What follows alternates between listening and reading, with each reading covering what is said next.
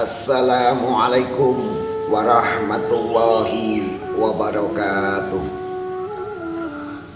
Alhamdulillahirabbil alamin. Alhamdulillahilladzi arsala rasulahu bil huda wa dinil haqq liyudhhirahu ala dini kullih wa kafa billahi syahida.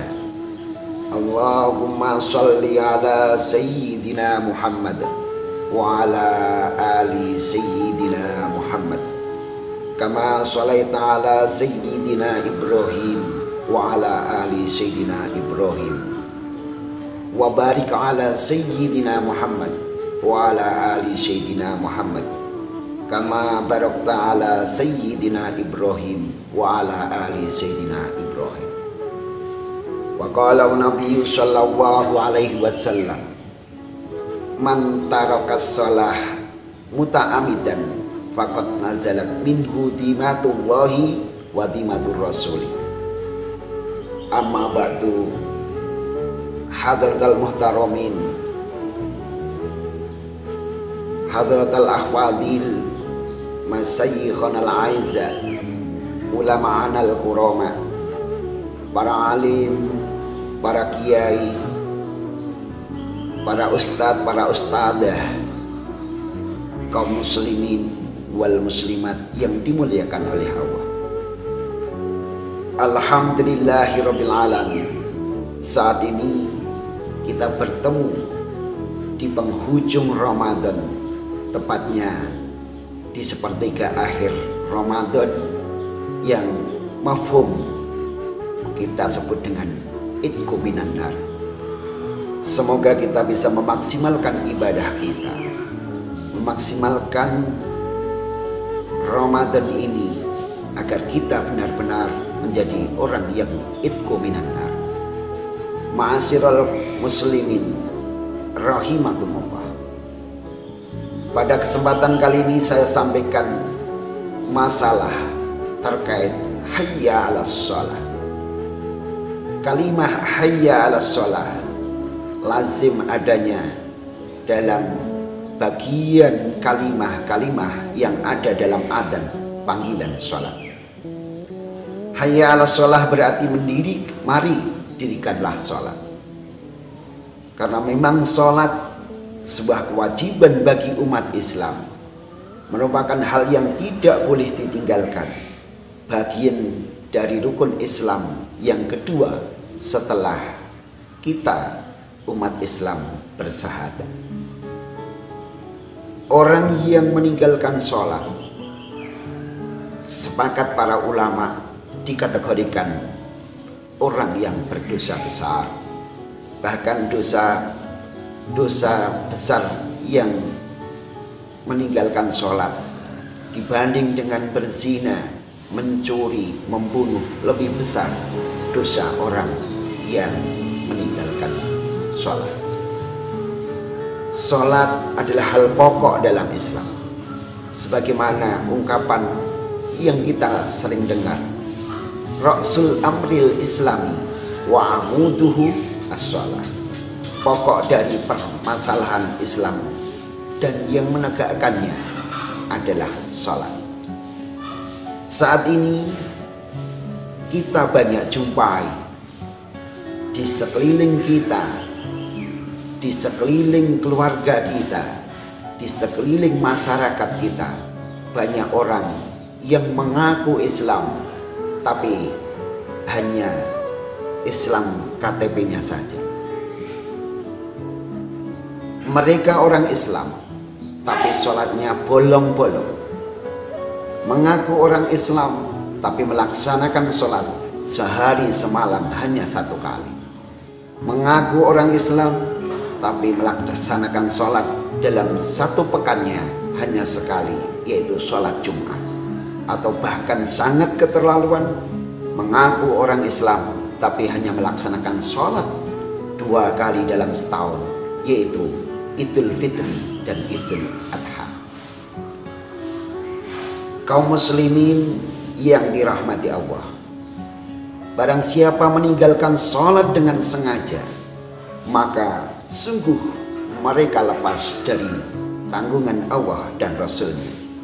Sebagaimana hadis yang tadi saya sampaikan, man tarakas shalah muta'amidan faqad nazalat minhu dimatullahi wa dimatur rasul.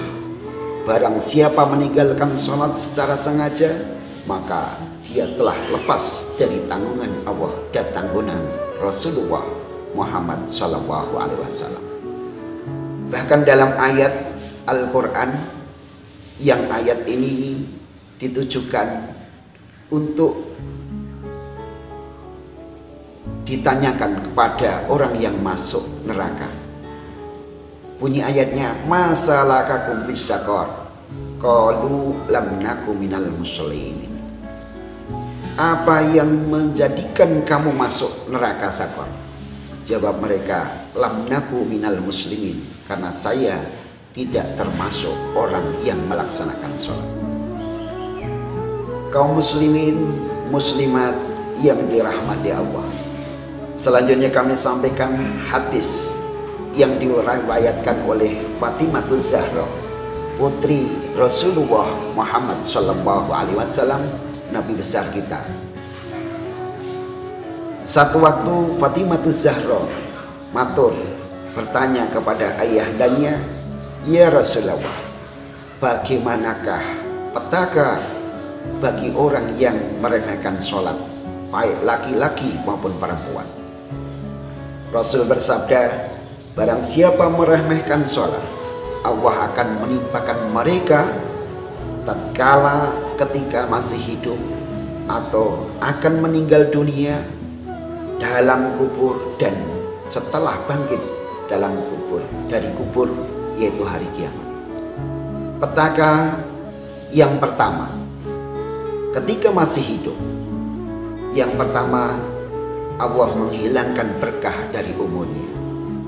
Masya Allah, banyak kita jumpai orang yang semakin banyak umur tapi tidak berhenti bermaksiat, bahkan dia semakin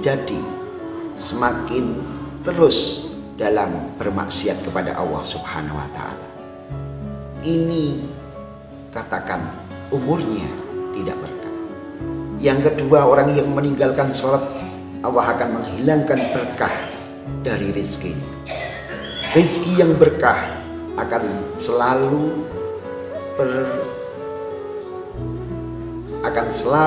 menjadikan orang yang diberi rezeki bertambah kebaikannya hari demi hari, waktu demi waktu.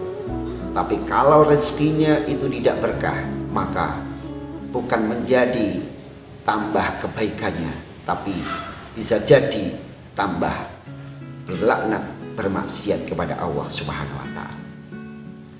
Yang ketiga, Allah akan menghilangkan tanda-tanda orang soleh dari wajahnya. Hadis Nabi pernah menyebutkan bahwa orang yang melaksanakan sholat 5 waktu akan keluar nur dalam wajahnya.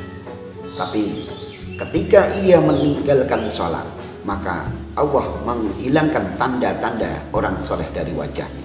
Hilang nur kesolehan. Yang keempat, setiap amalan yang dilaksanakannya tidak diberi pahala oleh Allah Subhanahu wa Ta'ala. Masya Allah, Subhanallah.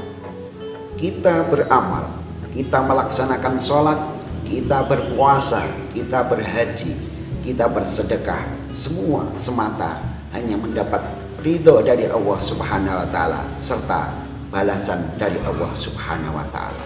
Tapi bagi orang yang meninggalkan sholat, semua amalan yang dilaksanakannya tidak akan diberi pahala oleh Allah. Yang kelima, doanya tidak akan naik ke langit, atau dalam kata lain tidak dikabulkan oleh Allah, baik untuk diri sendiri maupun mendoakan orang lain. Yang keenam, doa orang soleh tidak akan meliputinya. Maksudnya, kita tahu setiap orang soleh dalam setiap doanya mesti menyertakan, mengikutkan kaum muslimin wal muslimat, mukminin wal mukminat, al ahya imun wal amwat. Tapi kalau orang itu meninggalkan sholat, maka tidak bisa doa ini sampai kepada orang yang meninggalkan sholat. Ma'asyiral muslimin rahimakumullah. Bagaimana adab ataupun petaka ketika orang yang meninggalkan sholat ini akan meninggal dunia? Yang pertama, Allah menjadikan mereka ketika meninggal dalam keadaan terhina, baik terhina secara dohiriyah maupun hakiki. Kemudian yang kedua, dia akan meninggal dalam keadaan kelaparan. Walaupun secara dohiriyah mereka ini tercukupi makan, tapi rasa yang dirasakan oleh orang yang meninggal, yang orang itu meninggalkan sholat, akan merasa kelaparan. Yang ketiga, orang yang meninggalkan sholat ini ketika akan meninggal merasa kehausan. Ibarat air yang ada di lautan dunia ini, yang ada di seluruh sungai di atas muka bumi ini, diminumkannya, haus mereka tidak akan hilang. Karena ini memang sudah menjadi kehendak Allah untuk memberikan petaka kepada orang yang meninggalkan sholat. Ma'asyiral muslimin rahimakumullah. Orang yang meninggalkan sholat dalam kubur juga akan mendapatkan petaka yang sangat-sangat menakutkan. Yang pertama, Allah mengutus malaikat untuk menakut-nakutinya.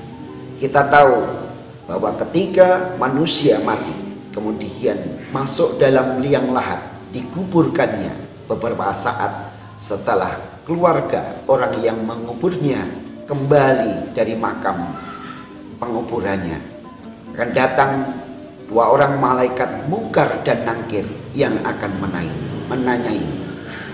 Jikalau orang ini meninggalkan sholat, maka wajah malaikat Munkar dan Nakir ini sangat-sangat menakutkan. Kalau sudah sangat menakutkan, tentunya apalagi ketika kita akan menjawab pertanyaan-pertanyaan malaikat Munkar dan Nakir, sungguh sangat sulit untuk bisa menjawab dengan benar.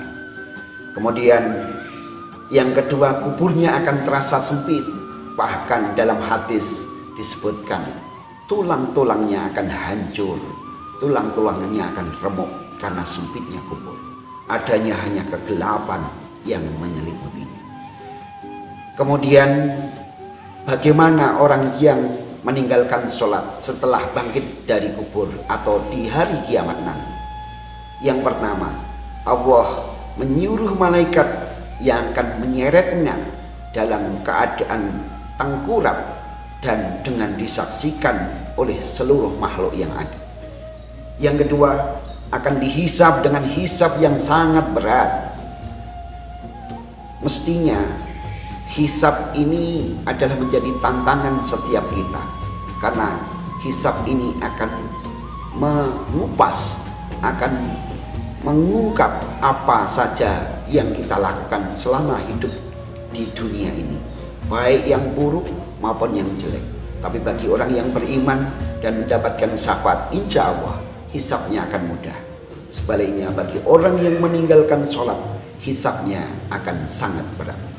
Kemudian yang ketiga, Allah tidak akan sudi melihat wajahnya.